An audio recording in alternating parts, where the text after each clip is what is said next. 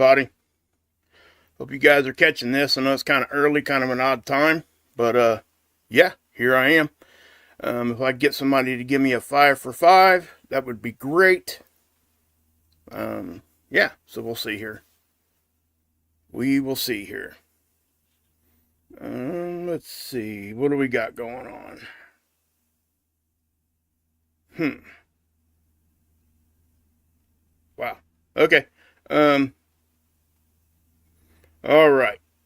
So do we have a 5 for 5 in there? Okay. Hey, Jen. Good to see you guys. All right. I'm not sure what's going on, but it may just be lagging here. Okay. Guys, we do have some stuff to talk about here real quick. This isn't going to be a very long one, by the way. I love all you guys. Miss all you guys. Hope everybody's good. But yeah, so we've had some decent eruptions here, guys. I do think this could give us some, I don't want to call them issues or anything, because I really don't like doing that, because I simply just don't know. We really don't know for this. Actually, some of these eruptions just happened. While I'm talking about that, I'll just show them to you. This is GOES 18. Sometimes the GOES satellite will show a better imaging than the SDO that I show you guys often. But check these out. I mean, these are some beautiful, number one. That's what I will say there. I mean, they're awesome looking eruptions here. And, if these things hit in succession, that they possibly could, because we've already got one coming from yesterday that I showed you guys with the canyon of fire that opened up down here. And again, it's not really a canyon of fire. I've explained that multiple times, but we had a large filament across the sun down here erupt off.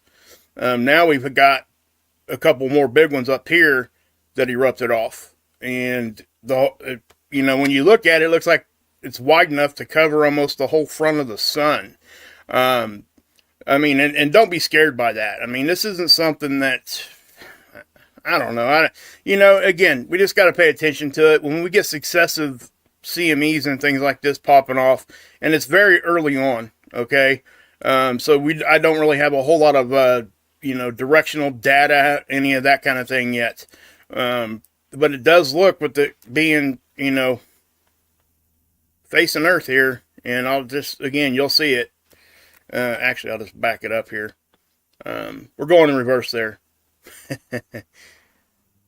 So, yeah, this is probably going to be one that's going to make some of the photography, some of the textbooks, because it is a pretty eruption. It definitely, and it is right in the front, guys.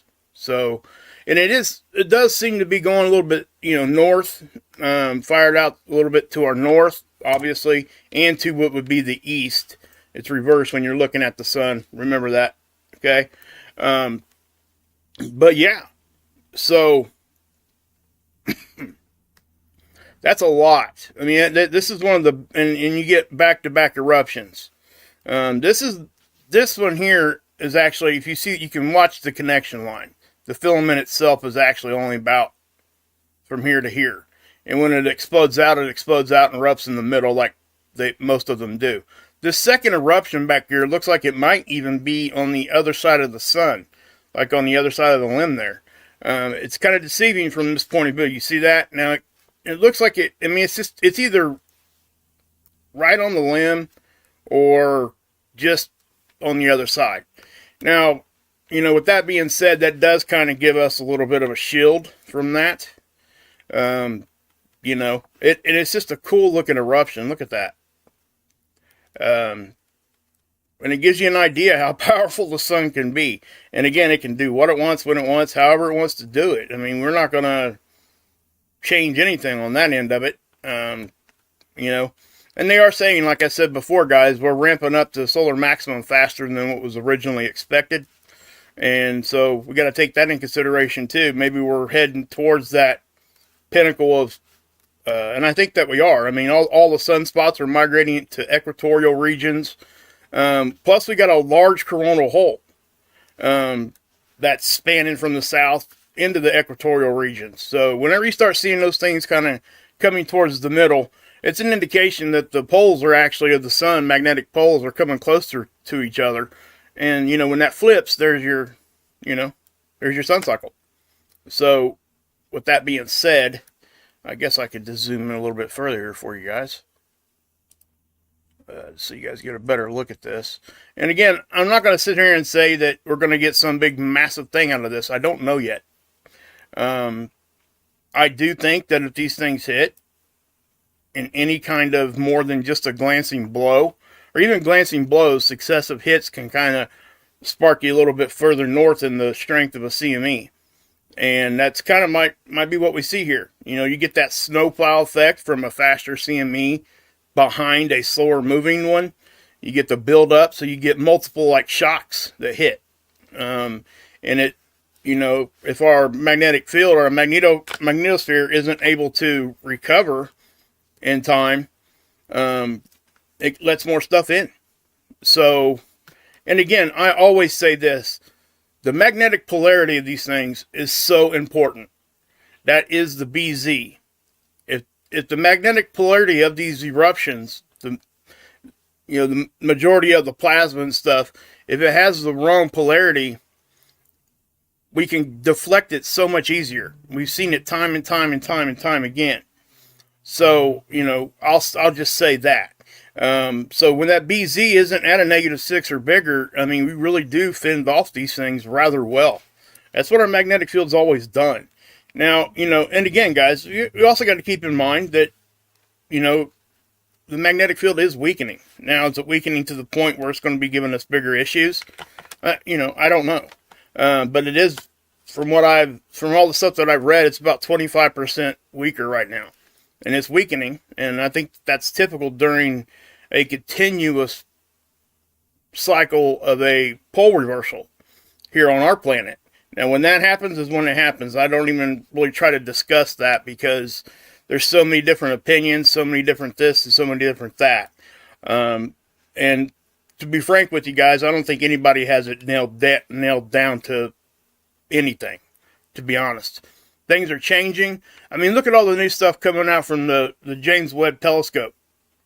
That's turning cosmology on their head. It's seeing things that shouldn't be possible. You know, all the way back to the origins of our universe.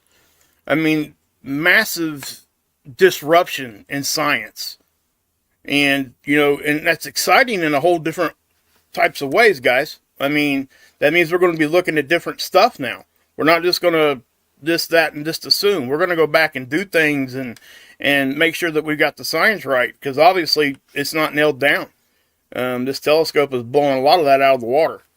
You know, and I'm not talking about basic physics. I mean, we're talking about big, you know, black holes and the Big Bang and all that when you're talking about that.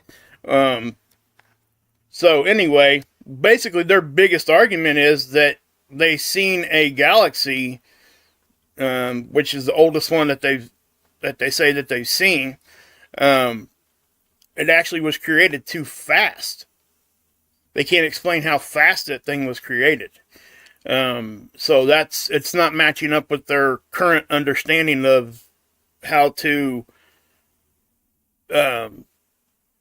see how big a galaxy is. And a lot of that has to do with time. You got to remember, when you're looking at something out that far, it is, you're not looking at it anymore. It's not even there. It takes that amount of time for that light to get here. So when you're looking at it, it's not there anymore in that spot. So just saying. Neither are we, though, right? So those are all big, big conversations. But I point that out just to say that nobody really knows exactly what's going to happen with anything when it comes to these kind of pole reversals and all that. Fact of the matter is, none of us have ever been here during one. So we just don't simply know. Now we can speculate and theorize and get really close, okay? And I do believe that, you know, a lot of people have gotten really close with this. But at the same time, there's nothing in stone. That's what I'll say.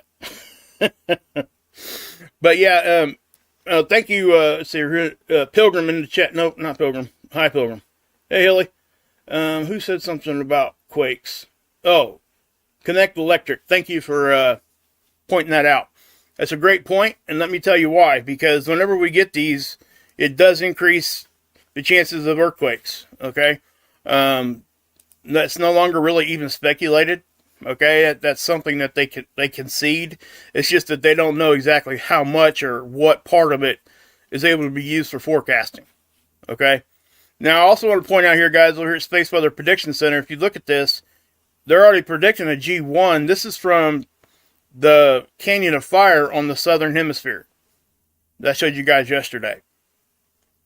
Okay, that's that CME. These are not going to be updated yet. See? Okay, now this is NOAA's model of the Enlil spiral. Basically, it's a CME tracker. And what you're looking at here, 2 days historic data, and they try to forecast 5 days out in advance on this model. So let me grab this, and what you're going to see right about there, if you look at right in here, this is the density part, top-down version. This is the radial speed, okay, velocity, kilometers per second. And remember, this is NOAA's model. So that erupted off. That was that Canyon of Fire eruption. And watch what happens here. Now you can kind of see where it's just clipping us. It's got fired off to the south. Okay? But it does look like it's going to hit. Does it? And again, glancing blows can get us into strong geomagnetic storms given the right polarity, I have to say. Whole lot of conditions. Now this is also a good way for me to show you this kind of snowpile buildup effect. Look at this. You got a space here in density that there's like no density at all. Right? Why? You ever ask yourself why? It's because the CME got fired off and it grabbed a lot of those particles and took it with it. See that? We see this a lot. So imagine if there was a CME out here in the front and it was moving slower than this one. Then what happens? Everything gets crammed in between those two. So it essentially makes it almost like a 3 CME hit because you got the buildup of particles in between the two CMEs. Or a CME and a coronal hole stream.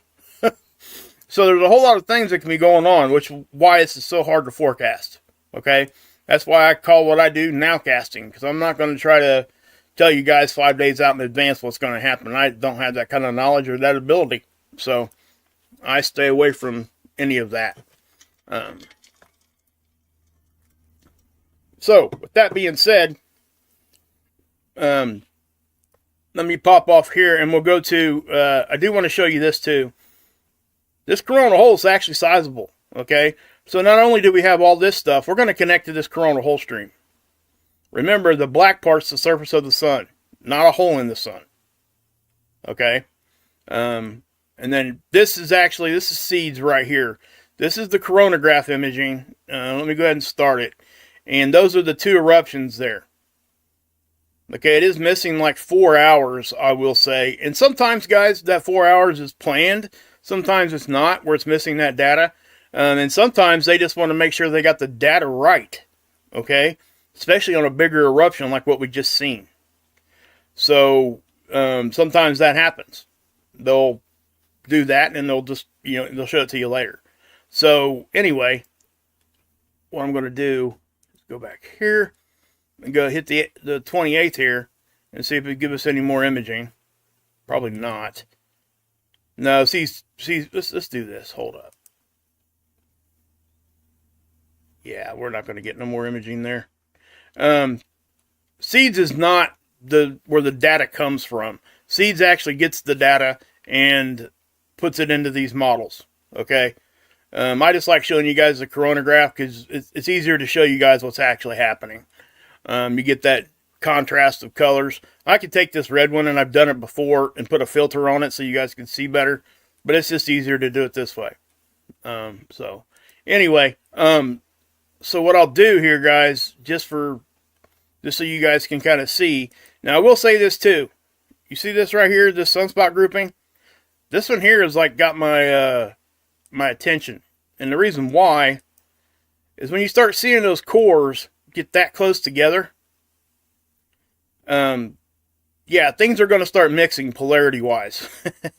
Okay, and when they do, they typically seem to erupt. Okay, I can't really say it any more than that. I mean, it's, again, yeah, and it's a decent size grouping. It's not massive holes there, sunspots I mean. Probably 1 Earth, maybe, in size. This one's probably 1 Earth up here.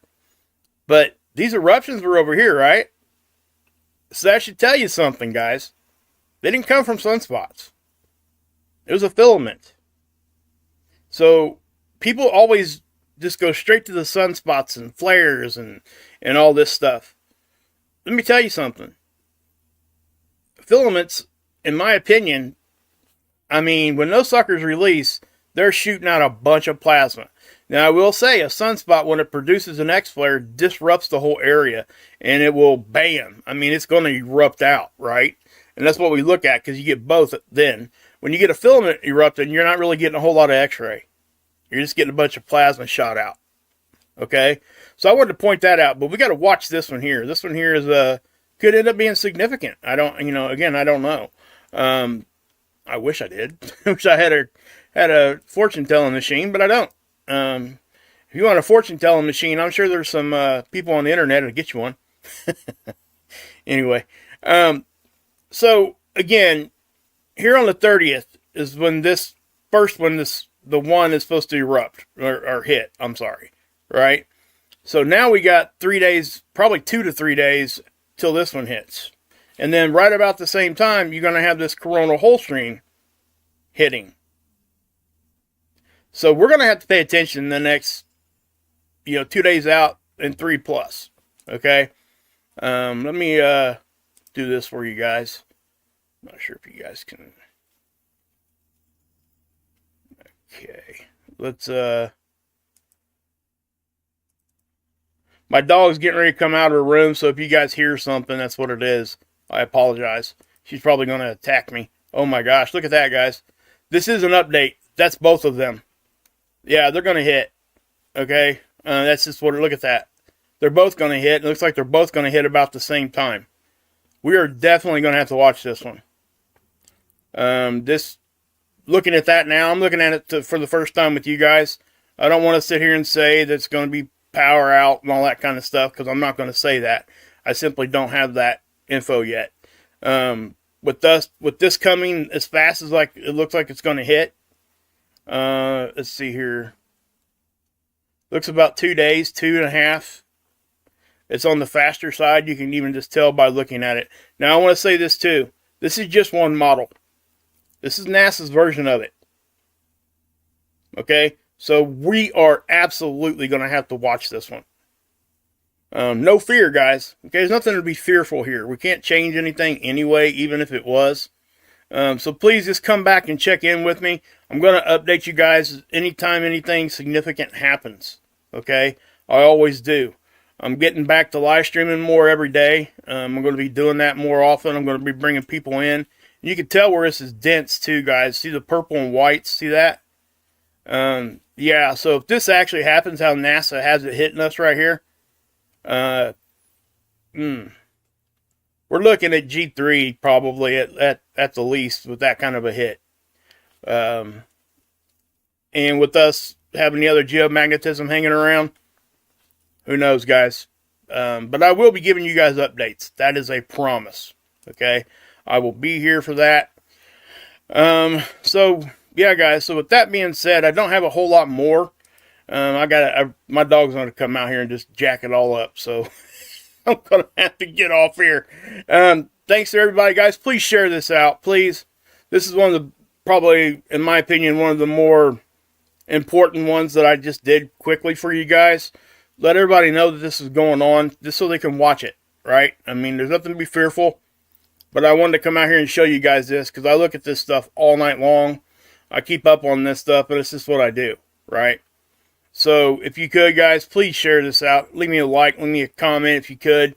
I just want to get this out to as many people as I can. I don't typically ask for that kind of stuff, right? But I do think that this one is important enough that people need to watch. Okay? And everything like that. So, sorry I didn't have a whole lot of time to address the chat. I really only looked at it like a couple times, kind of glanced down at it. But please, guys, just let everybody know about this one. So, yeah, let's go ahead and get out of here. So, yeah, God bless. Yahusha saves. And you can drink this Kool-Aid.